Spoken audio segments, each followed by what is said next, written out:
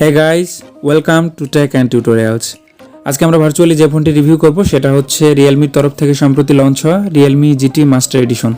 তো ফোনটি অত্যন্ত ভালো একটি ফোন।